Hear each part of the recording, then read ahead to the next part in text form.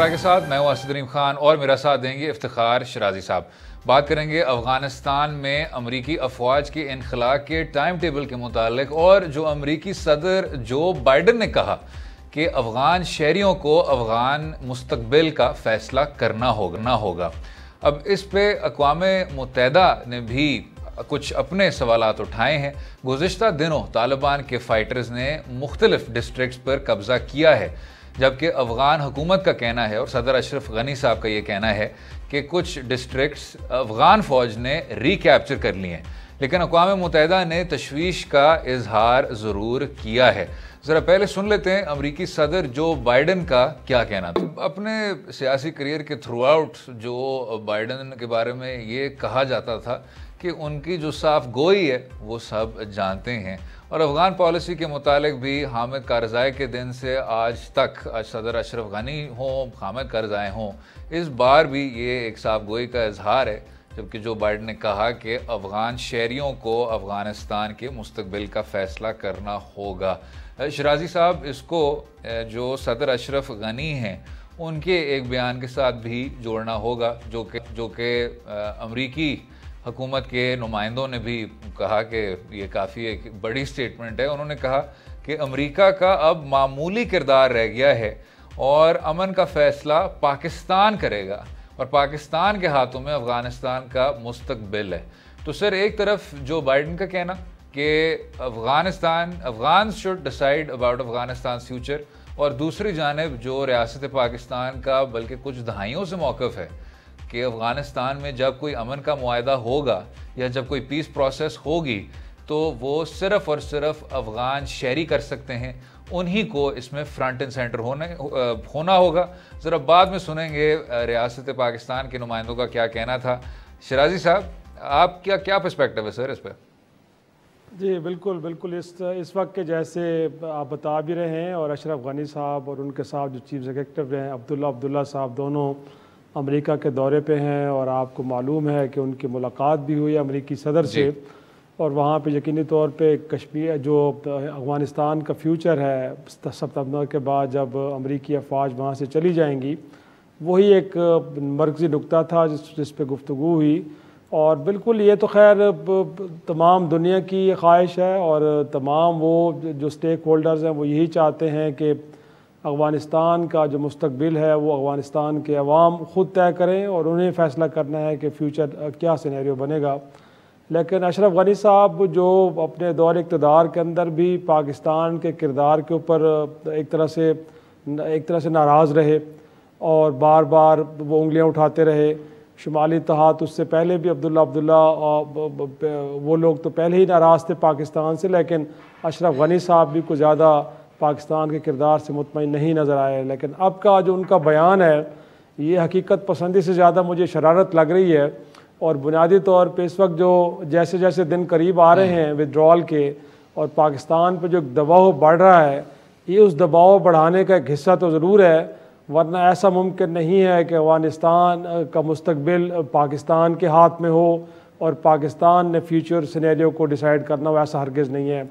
अगर ऐसा होता तो मेरा ख़्याल में पाकिस्तान ज़रूर ये चाहता है कि उसके पड़ोस के अंदर दहशतगर्दी इंतहा पसंदी ख़त्म हो, वहाँ पे खाना जंगी जो चल रही थी वो ख़त्म होनी चाहिए, वहाँ पे पीस आना चाहिए। जब पीस आएगा तो मेरे ख़्याल में अगेन ये भी एक हकीकत है, उसके बेनिफिशरी उसका फ़ायदा अफ़गान अवाम को जितना होगा उससे ज़्यादा या कम अज़ कम उतना ही फ़ायदा पाकिस्तान को होगा। लेकिन मैं नहीं समझता कि ये जो उनकी स्टेटमेंट आई है ये को बहुत ज़्यादा हकीकत पसंदाना है। जैसे मैंने पहले कहा कि ये एक सियासी शरारत और साथ में पाकिस्तान पे दबाव बढ़ाने की कोशिश। जनाब, आपने सियासी शरारत का ये ज़रा एक्सप्रेशन इस्तेमाल किया, तो इसमें जो दूसरा ज़ाविया है शराजी साहब वो ये है कि जो अफ़गान हुकूमत के सीनियर नुमाइंदों को पिछले कुछ दिन हैरत हुई कि तालिबान फाइटर्स ने इस रफ्तार पे इन तमाम डिस्ट्रिक्ट्स को कैप्चर किया, और किस तरह अफ़गान नेशनल आर्मी ने बिल्कुल ही हथियार छोड़ के डिज़र्ट कर दिया, और बहुत सारी जो सोफिस्टिकेटेड चाहे वो अस्करी टेक्नोलॉजी हो चाहे आपके आउटपोस्ट हों वो तालिबान के हाथ कर दी। तो इसको सामने रखते हुए सर, आप तारीख़ के भी तालिब इल्म हैं, जो 80 की दहाई में और 90 की दहाई में खाना जंगी से पहले जनाब, ये भी एक तरह से शायद ये उसका मुतज़ाद था, जो पीछे अफ़गान हुकूमत थी डॉक्टर नजीबुल्लाह की, वो फिर भी 3 साल they manage to hang on. और फिर उसके बाद खाना जंगी और तालिबान की आमद से आपने देखा फिर उसमें मुस्तकबिल क्या बना। इधर शराजी साहब ऐसे लगता है कि this is a break from the past, और जितना जल्दी और जिस स्पीड से तालिबान इन तमाम डिस्ट्रिक्ट्स को कैप्चर कर रहे हैं, एक तो उनकी जो एक रिसर्जेंस है, और जो दूसरा नुक्ता वो ये कि अमेरिका ने कितनी जल्दी में और नेटो ने कितनी जल्दी में अफगान नेशनल आर्मी का सिर्फ एक शायद बुनियादी ढांचा खड़ा कर दिया, लेकिन उस ढांचे में अभी तक वो वजन नहीं है और वो कैपेसिटी नहीं है कि वो इस तरह की इंसर्जेंसी को टेक ऑन कर सके। इन दोनों चीज़ों को सामने रखते हुए क्या अफगान हुकूमत को इसी तरह तशवीश का इजहार नहीं करना चाहिए?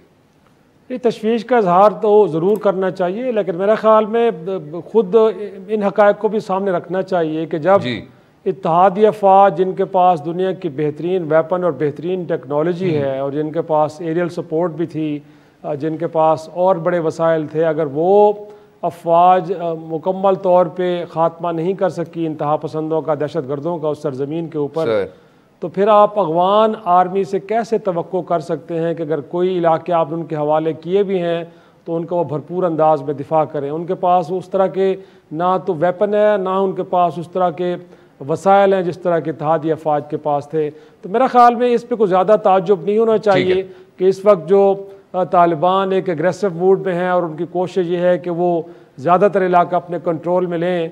तो मेरे ख़्याल में हमें यही तवक्को करनी चाहिए थी कि जो मुज़ाहमत होगी अफ़गान अफवाज की जानिब से वो कुछ ज़्यादा मुअस्सर नहीं होगी, और ये एक्सपेक्टेड था।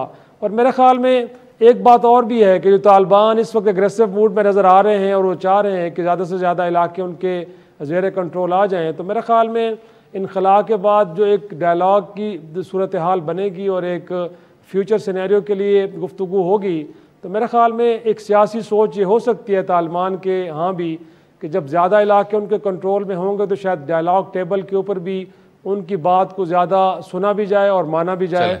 तो ये सियासी अज़ाइम भी इसके पीछे हो सकते हैं। इसका हरगिज़ मतलब ये नहीं है कि हम तसव्वुर कर लें कि अफगानिस्तान एक बार फिर शिद्दत पसंदों के हाथ जा रहा है और उसके बाद का जो प्रोसेस है वो मुकम्मल तौर पर ख़त्म हो जाएगा और वहाँ पे हमें फिर एक खाना जंगी की सूरत हाल नजर आएगी। और साथ में सर एक चीज़ आप कह रहे थे, और साथ में ये भी है कि जो आप इससे पहले 80 की दिहाई की या जब रशियन फोर्सेस के विड्रॉल की बात की सूरत हाल थी, उस वक्त मेरे ख्याल में बहुत सारे मुतहारिब ग्रुप थे कि जो मौजूद थे वहाँ पे जिनको सपोर्ट किया गया अफगान आर्मी के ख़िलाफ़। अब सूरत हाल बदली हुई है, मेरे ख्याल में वो ग्रुप्स अब वहाँ पे एग्जिस्ट नहीं करते। अगर आप वहाँ पे एग्जिस्ट करते हैं तो शिद्दत पसंद तालिबान करते हैं और साथ में ISIS का भी वहाँ पे वजूद अब बाकी है। तो कम अज़ कम वो सूरत हाल तो हमें देखने को हरगिज़ नहीं मिलेगी। हाँ, ये ज़रूर होगा कि तालिबान के ख़िलाफ़ वहाँ पे सिर्फ अफगान नेशनल आर्मी सिर्फ खड़ी होती है या फिर ISIS को भी हम देखेंगे कि वो भी उसमें किरदार है। ज़रा आखिर में पाकिस्तान का भी ज़रा लेते हैं, वफाकी वज़ीर इत्तलात फवाद चौधरी साहब ने क्या कहा? के हवाले से वज़ीर-ए-आज़म साहब ने ये कहा है कि हमारी सरजमीन अब ना तो हम अमेरिका जो है समझते हैं कि उसको इस्तेमाल करना देगा, और इसका मतलब ये भी है कि जो मुतहारिब धड़े हैं अफ़गानिस्तान के अंदर हम उनमें से भी किसी को अपनी ज़मीन इस्तेमाल नहीं करने देंगे। और इसीलिए वज़ीर-ए-आज़म ने ये कहा है कि अगर अफ़गानिस्तान में सूरत हाल डिटेरिएट होती है या ख़राब होती है तो फिर जैसे आपने सुना, बात यही है कि पाकिस्तान की खुद मुख्तारी अपनी तरफ अगर इतनी देर अमेरिका अफ़गानिस्तान में होते हुए जंग नहीं जीत सकता तो अफ़गानिस्तान की सरहदों के बाहर पाकिस्तान के बेसिस के ज़रिए किस तरह जीतेगा। ये वज़ीर-ए-आज़म इमरान खान साहब का कहना था। वक्फा लेंगे, वक्फे के बाद गुफ्तगू जारी रहेगी। स्टे विद अस।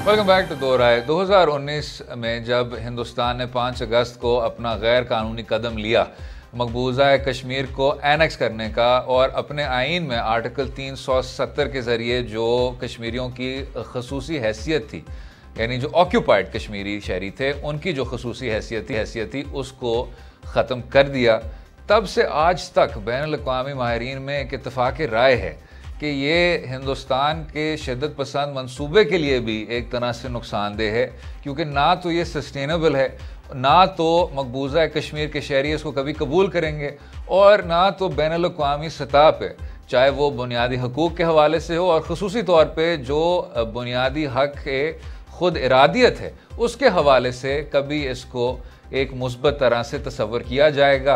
अब जाके एक जो बैकलैश कह लें या बैक पैडलिंग कह लें, वो नरेंद्र मोदी की हुकूमत की जानिब से वाज़ेह हुआ है।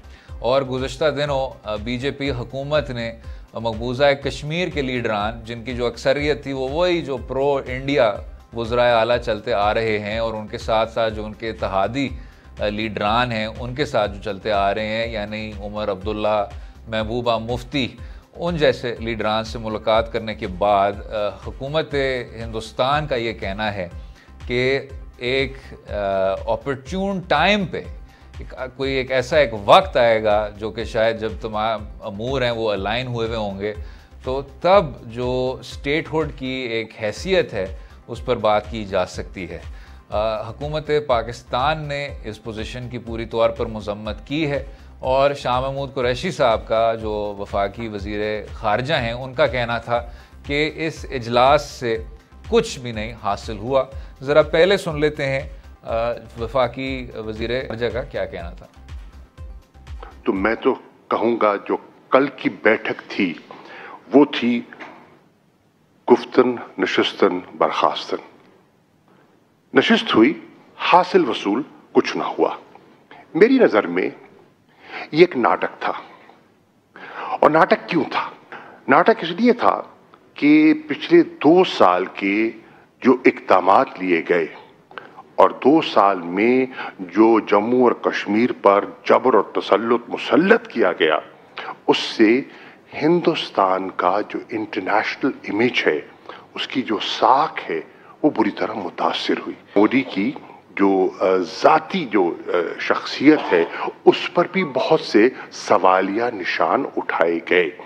तो उस खिफ़्फ़त को मिटाने के लिए और उस इमेज को अपने इंटरनेशनल चीज़ों के बीच तफरीक करना बहुत ज़्यादा अहम है। जो बात की जा रही है हिंदुस्तान के तजियाकारों की जानिब से और इस इजलास के बाद से, वो ये है कि मकबूजा कश्मीर को एक बार फिर स्टेटहुड की हैसियत दी जाए।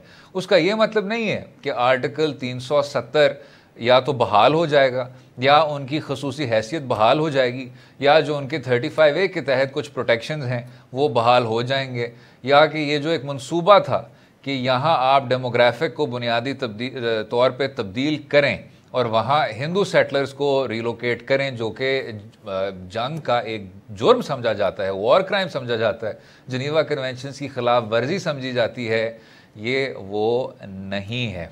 ज़रा सुन लेते हैं महबूबा मुफ्ती, जो कि एक और हार्ड लाइन बीजेपी की इत्तेहादी हुआ करती थी और फिर उसके बाद मगरमच्छ के आंसू रोती थी जब 5 अगस्त का गैर कानूनी कदम लिया गया।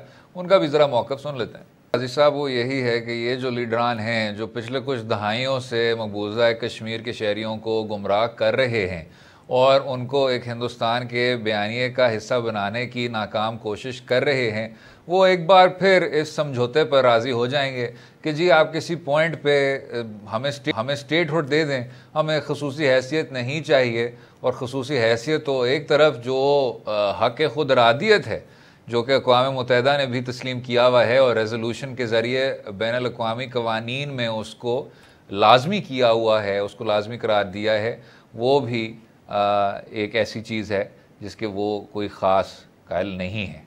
तो इसको सामने रखते हुए सर, जो ये पिछला भी इजलास हुआ है उसको आप किस तरह देखते हैं?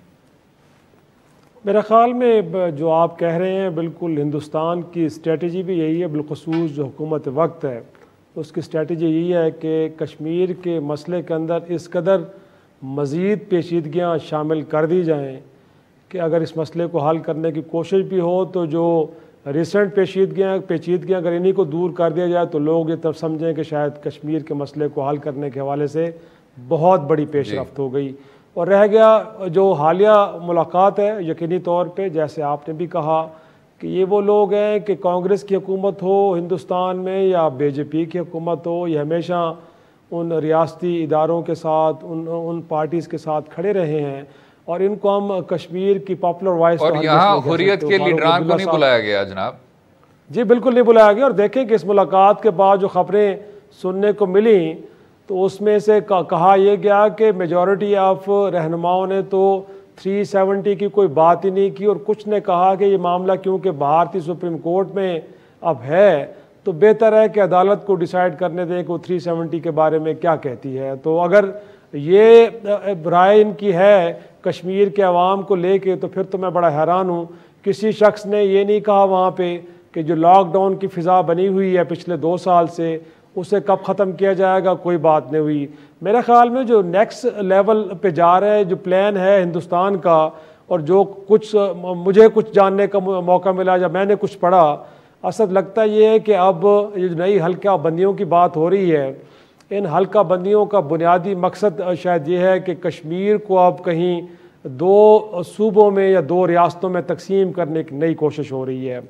और ये जो हल्का बंदियाँ नई की जा रही हैं उसमें लगता ये है कि जो बांडीपुरा के इलाके हैं, कुपवाड़ा है, अनंतनाग है, शायद इनको कहीं जम्मू के साथ मिलाया जा रहा है। और कुछ इतलात, कुछ खबरें ये भी सुनने को मिल रही हैं कि शायद जो नई एक प्रोविंस है, नई रियासत वजूद में लाई जाएगी, इस रियासत का नाम भी वो जम्मू प्रदेश तजवीज़ कर रहे हैं। और उसके बाद जो पहलगाम के इलाके, जो नॉर्थ के इलाके कुछ हैं, उनको लद्दाख के साथ मिला के एक और रियासत वजूद में लाई जाएगी। तो आपको पता है कि जम्मू में पहले ही हिंदू आबादी ज़्यादा है, और अब नए कुछ 7 हल्के ऐसे वजूद में आ जाएंगे कि जहाँ पे हिंदू पॉपुलेशन ज़्यादा होगी। तो मेरा ख्याल में जब इस तरह की सूरत हाल बन जाएगी, और ऐसे में कि अब रिसेंटली 2-3 हफ्ते पहले कुछ 200 कंपनियाँ फ़ौज की और भी भेज दी गई है मकबूजा कश्मीर में, तो मुझे लगता है कि हम तो 5 अगस्त 2019 के इक़दाम को रो रहे हैं। अब उससे अगली कहानी भारत करने जा रहा है, और उसमें यह है कि कश्मीर को 2 सूबों में या 2 रियासतों में तकसीम कर दिया जाएगा। और जैसे हम कह रहे हैं, और आपने भी कहा कि डेमोग्राफी को तब्दील करने की कोशिशें पहले से चल रही हैं, तो मुझे लगता है कि हिंदुस्तान मकबूजा कश्मीर अब कहीं मुस्लिम कश्मीर और हिंदू कश्मीर के अंदर तकसीम हो जाएगा। और फिर उसके बाद मुझे लगता है, ख्याल ये है, और जिस तरह मोदी सरकार आगे बढ़ रही है, कि जो फिर मुस्लिम कश्मीर होगा नॉर्थ के अंदर, उनको शायद थोड़ी बहुत लिबर्टी दे दी जाएगी, और बाकी जो हिंदू कश्मीर होगा यकीनी तौर पे वहाँ पे तो पहले ही पॉपुलर वॉइस यही है कि वो हिंदुस्तान का हिस्सा हैं। तो अगर उसके बाद जो मुस्लिम कश्मीर है उसको खसूसी हैसियत उसकी बहाल कर भी दी जाती है, तो मेरा नहीं ख्याल कि फिर मसले की जो संगीनी है उसके ऊपर कोई फ़र्क पड़ेगा।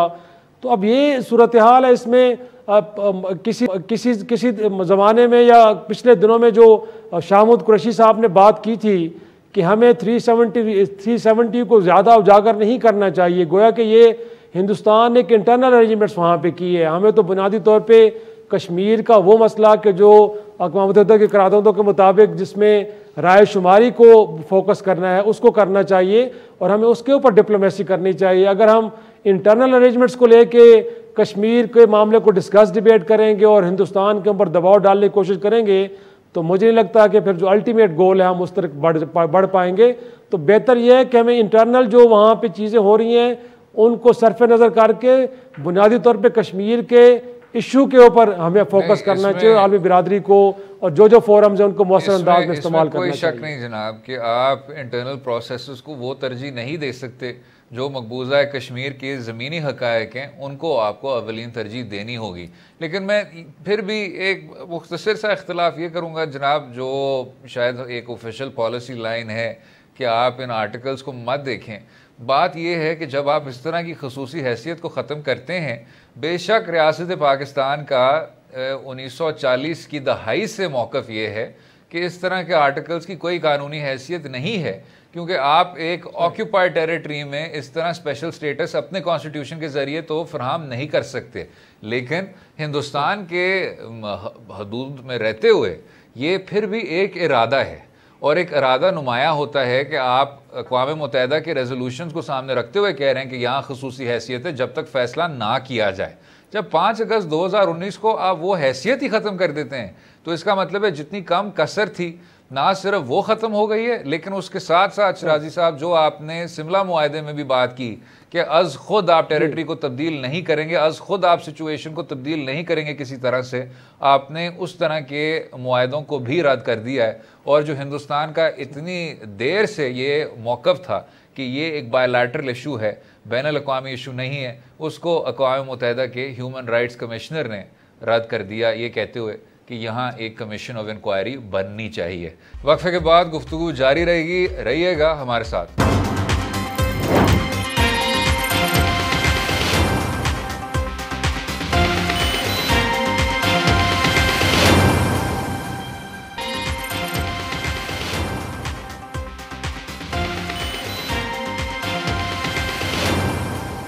वेलकम बैक टू दोहरा। बात करेंगे पाकिस्तान में बिजली और गैस के बहरान की, जो कि हर हुकूमत के लिए एक दरपेश बहरान होता है। लेकिन पाकिस्तान तहरीक इंसाफ की हुकूमत ने यह अहद किया था, जबकि शायद मुस्लिम लीग नवाज़ की हुकूमत ने भी यह अहद किया था कि ना सिर्फ इनको बुनियादी तौर पर इनकी इस्लाहात की जाएगी, लेकिन जो एक तरह से एलीट कैप्चर है, चाहे वो IPPs के जानिब से हो, चाहे वो मुख्तलिफ वेस्टेड इंटरेस्ट की जानिब से हो, उनके साथ भी मुकाबला किया जाएगा।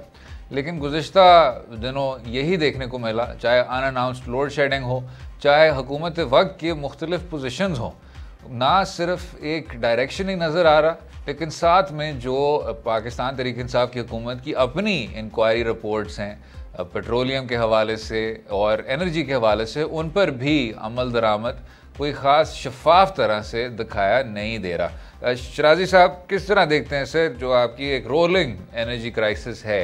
PMLN ने ये कहा कि काफ़ी हद तक इसको ख़त्म कर दिया, लेकिन जो कीमत थी सर वो भी काफ़ी भारी थी, क्या कहते हैं? बस सर, एक तो मैं बड़ा हैरान होता हूँ कि लोग इस बात को फिर मान भी लेते हैं। अगर उनके अपने 5 साल दौर इक़्तिदार को देखें, उस दौर में बिजली की कीमतें भी बढ़ी हैं, उस दौर में गैस के प्राइसेस भी ऊपर गए हैं, उस दौर में बिजली की लोड शेडिंग भी होती रही है। अगरचे उन्होंने बिजली की जनरेशन में इजाफा ज़रूर किया, लेकिन जहाँ पे चोरी होती है, जिन फीडर्स के अंदर होती है, वहाँ पे बिजली की लोड शेडिंग 18-18 घंटे होती रही है भाई। अगर नून लीग ये क्लेम करती है कि उनके दौर में ज़ीरो लोड शेडिंग होगी तो ये गलत बात है, ऐसा हरगिज़ नहीं है। तो मेरा ख्याल में ये चीज़ें थोड़ी सी रिकॉर्ड का हिस्सा होनी चाहिए और दुरुस्त पैराए में बात करनी चाहिए। हाँ, ये ज़रूर है कि तहरीक इंसाफ की हुकूमत, जिनका ये ख्याल था या जो उस वक्त क्रिटिसाइज़ किया करते थे कि, और इमरान खान साहब, असद उमर साहब जो इस वक्त प्लानिंग के मिनिस्टर हैं, वो फरमाया करते थे कि जब बिजली गैस की या पेट्रोल की कीमतें ऊपर होती हैं तो ये करप्शन है और ये पैसा सारा हुक्मरानों की जेबों में जाता है।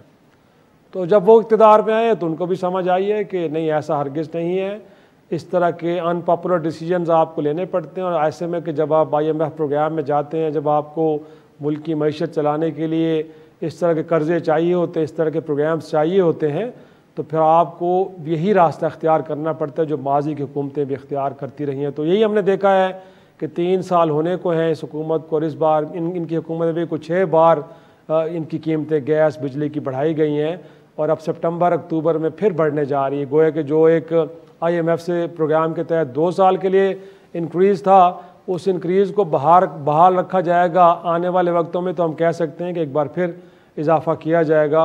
और उसके साथ साथ हमने देखा भी है कि 2 माह तक तो ऑयल प्रोसेस में इजाफ़ा नहीं किया गया, लेकिन अब वो भी हो रहा है। और साथ में कोविड के बाद की सूरत हाल मुल्क के अंदर अगर कहीं लगा है कि पेट्रोलियम मसनूआत की कंजम्पशन में कमी आई है, तो उस वक्त भी ऐसा देखा यह गया कि दुनिया भर में ममालिक के पास बड़े बड़े रिजर्व्स हैं। गोया कि अगर आपके पास कंजम्पशन नहीं भी है तो आप रिजर्व्स में डालें, ताकि जब आपकी कंजम्पशन बढ़े तो आपके पास अच्छे बड़े ज़खायर पड़े हों। बदनसीबी है कि दुनिया का छठा बड़ा मुल्क है और 20 दिन से ज़्यादा के रिजर्व्स हमारे पास नहीं, हमने बनाए नहीं खैर से। तो दुनिया में जब कोविड की वजह से पेट्रोलियम मसनूआत की कीमतें कहीं बिल्कुल ज़मीन बोस हो गई, और हमारे पास एक अच्छा मौका था कि अगर हमारे पास बड़े ज़खायर होते तो हम सस्ते दामों वो एनर्जी ख़रीद के तो उनको स्टोर करते, वो हम नहीं कर पाए। एक तो ये वजह। उसके बाद आपको पता है कि मौसम सरमा के अंदर गैस की जो तलब है बढ़ जाती है, तो उस वक्त भी नदीम बाबर साहब के जो प्राइम मिनिस्टर के एडवाइज़र थे, उनके ऊपर सबसे बड़ी तनकीद यही होती है कि उन्होंने LNG की ख़रीदारी के अंदर ताख़ीर की और उससे बड़े क्रैशेस डेवलप हुए। उसके बाद देखा यह गया कि फिर आलमी मार्केट के अंदर जब स्टेबिलिटी आई तो कीमतें बढ़ गई। तो जो एडवांटेज हमें लेना चाहिए था एक तो वो हमें नहीं मिल पाया, और साथ में मुल्क की ज़रूरियात के लिए जो गैस चाहिए थी वो भी वक्त पे अवेलेबल नहीं हो पाई। और इस वक्त भी सूरत हाल ये है कि जब आप गैस मैनेजमेंट कर रहे हैं तो आप सिंध के अंदर सनतों को गैस की फराहमी बंद करनी पड़ रही है आपको। तो मेरा ख्याल में इन चीज़ों का ख्याल रखना चाहिए खान साहब को। एक तो यह है कि इन शोबों में उन अफराद को ना लाया जाए कि जिनका कॉन्फ्लिक्ट ऑफ इंटरेस्ट हो, और जिनके बारे में ये कहा जाए कि वो कहीं ना कहीं मुख्तलिफ कंपनियों के लिए काम करते हैं या ख़ुद उनका अपना यही कारोबार है। वो अब्दुल रज़ाक दाऊद साहब के बारे में बात होती है, वो नदीम बाबर साहब के बारे में बात होती है। तो मेरे ख्याल में इन चीज़ों का एक तो प्राइम मिनिस्टर को पाकिस्तान को ख्याल रखना चाहिए, और उसके बाद अगर किसी ने गलत फ़ैसले किए हैं या फ़ैसलों में ताख़ीर की है तो तहकीकात होने के बाद प्रॉब्लम यही है नसद कि शुगर का स्कैंडल आया, तहकीकात हो गई, आज तक किसी को सज़ा नहीं हुई।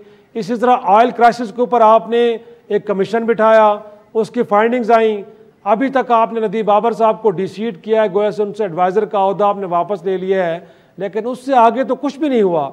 और साथ में क्राइसिस भी वैसे ऑन है। अब आपको रिसेंट डेज के अंदर अगर आप सिंध की सनतों को वो गैस की फराहमी बंद कर रहे हैं तो जाहिर सी बात है वो तो मुतासर होंगी, तो उससे मईशत का साइकिल भी मुतासर होगा। तो ये चीज़ें जो हो रही हैं, इतना अगर लंबा चीज़ों का आप इन्वेस्टिगेट करते रहेंगे और उसके साथ क्राइसिस भी ऑन रहेंगे तो मैं नहीं समझता कि फिर आप मसाइल को हल करने की कोशिश कर रहे हैं। जो आपने चाहे 90 की दहाई में पावर परचेस एग्रीमेंट्स हों, 2000 की दहाई में जो पावर परचेस एग्रीमेंट्स हों, आपने जिस तरह के मुआहदे किए हैं वो शायद ये कंफर्म कर देता है कि जो आम शहरी है उसके लिए ये इतना ज़्यादा नुकसानदेह है। और कंज्यूमर बर्डन क्या, आपने कुछ बहुत ज़्यादा पहले से ही बाइख्तियार IPPs जो बहुत इन्फ्लुएंशियल हैं उनको मज़ीद इन्फ्लुएंस फ्राहम किया है। वक्फा लेंगे, वक्फे के बाद गुफ्तगू जारी रहेगी। स्टे विद अस।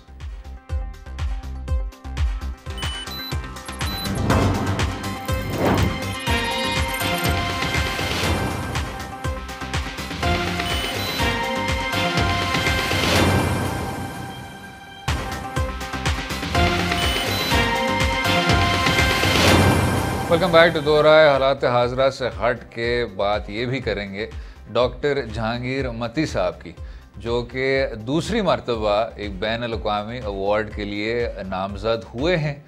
और जब पाकिस्तानी शहरी इस तरह रिकगनाइज़ होते हैं तो उस पर भी ज़रा डिस्कशन कर लेनी चाहिए, और कंसिस्टेंटली रिकगनाइज़ होते हैं। जनाब शराजी साहब, ओवर टू यू सर। जी बिल्कुल, थैंक यू। बस डॉक्टर साहब हमारे साथ ही बैठे हैं स्टूडियो में, तो पहले तो मैं इनसे ये जानना चाहूँगा डॉक्टर साहब कि आपके पास वो कौन सी जादू की छड़ी है कि अब दूसरी बार कंसेक्टिव आप यूरोप और अमेरिका के अंदर अवार्ड्स के नामज़द हो रहे हैं? ऐसा क्या आप कर रहे हैं पाकिस्तान में कि लोग दुनिया में आपको अप्रिशिएट कर रहे हैं? बहुत शुक्रिया सबसे पहले तो इनविटेशन के लिए।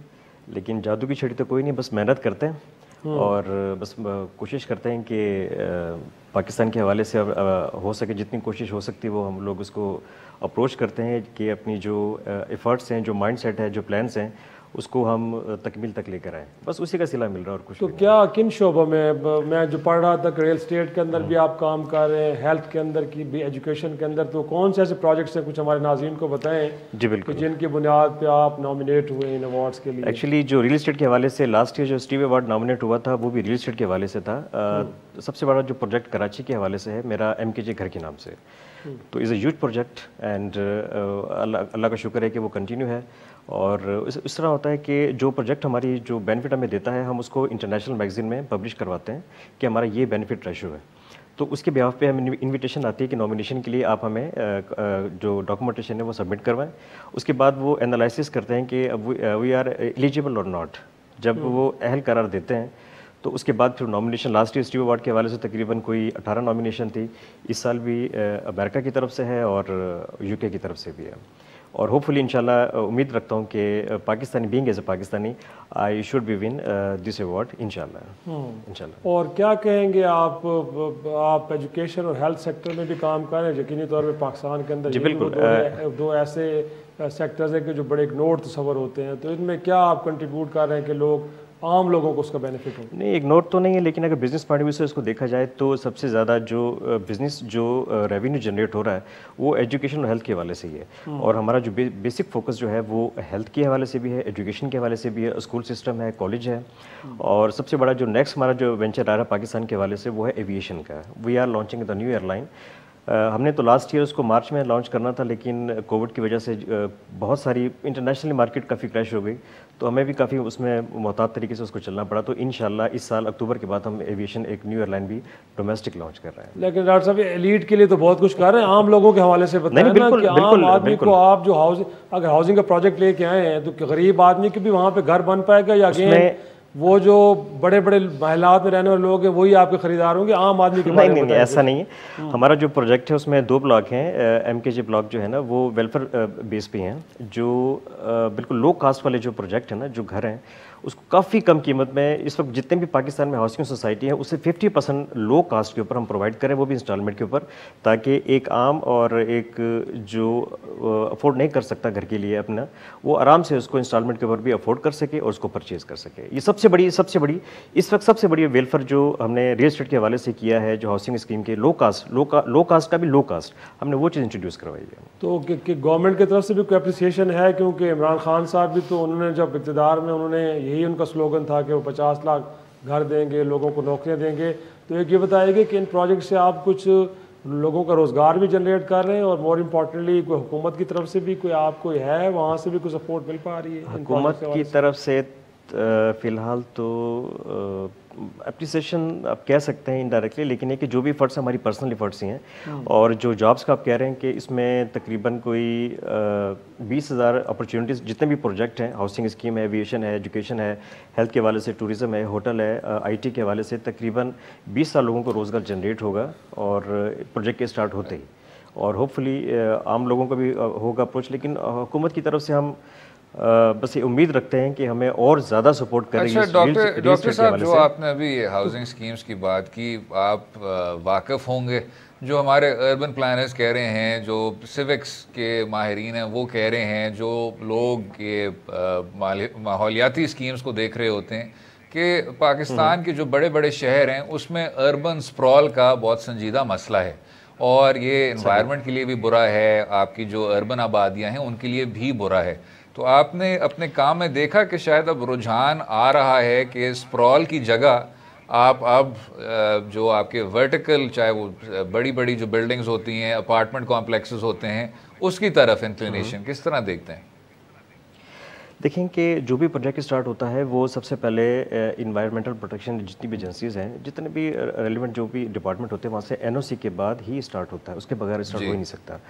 बाकी सेकंड ये है कि जो हमारा प्रोजेक्ट है वो कराची और हैदराबाद के बीच में जो सुपर हाईवे उसके ऊपर स्टार्ट किया है, 22,000 एकड़ के ऊपर, 22,000 एकड़्स के ऊपर स्टार्ट किया है। लेकिन उसमें तो इस तरह की कोई कॉम्प्लिकेशंस है ही नहीं, और उसके बाद जितने भी NOC वगैरह है वो क्लियरेंस के बाद ही हम लोगों ने इसको स्टार्ट किया, लॉन्च किया है। और नेक्स्ट जो है हमारा तकरीबन 32,000 एकड़ के ऊपर ही है, उससे थोड़ा से आगे है कराची हैदराबाद सुपर हाईवे के ऊपर। तो बेसिकली इस वक्त जो हमारा जो मेन फोकस है वो सीन के ऊपर ही है।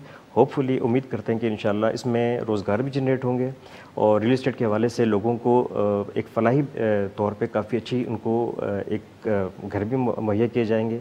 और उम्मीद रखते हैं कि इंशाल्लाह हुकूमत इमरान खान की तरफ से, लेकिन हुकूमत सिंध की तरफ से भी हम कोशिश करेंगे हमें थोड़ा सा। डॉक्टर जहांगीर मत्ती साहब, बहुत बहुत शुक्रिया शो में शामिल होने का, अपना कीमती वक्त हमें देने का।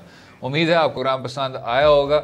इसी पर इजाज़त लेंगे, कल तक खुदा हाफिज़।